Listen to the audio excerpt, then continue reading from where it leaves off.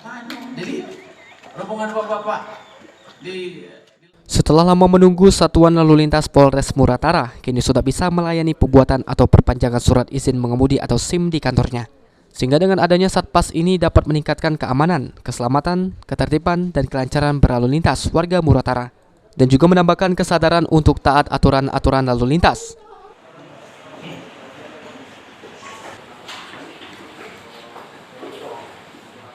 Oh iya, untuk pelaksanaan launching SIM ini harapan kami khususnya Polres Muratara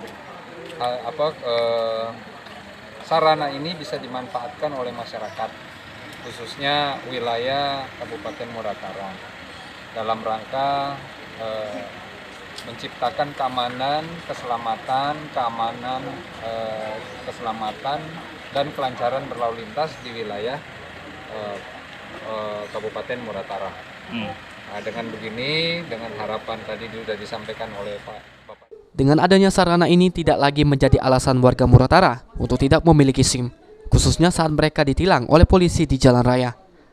Secara langsung launching Satpas pembuatan SIM di Kabupaten Busira Utara yang dihadiri melalui Zoom meeting oleh Bapak Direktur Satlantas Polres Selatan dan seluruh Satlantas Sumatera Selatan. Ini adalah bagian dari syukur kita. Nantinya di Kabupaten Busira Utara sudah tidak jauh-jauh lagi masyarakat Busira Utara untuk pembuatan SIM. Di dalam hal ini harapan kami sebagai pemerintah daerah kepada seluruh masyarakat Kabupaten Busira Utara yang belum memiliki SIM untuk segera, karena tidak jauh lagi cukup di Noman dengan adanya pembiayaan yang sesuai dengan aturan. Dan insyaallah selama ini warga Muratara sendiri selalu membuat SIM di kabupaten tetangganya, yaitu Musirawas. Adi Arianza, PAL TV. Pak Wabub, kerjain Pak Wabub. Itu bukan yang merubah Wabub jadi bupati. Amin. Tahu Tando, udah tahu juga.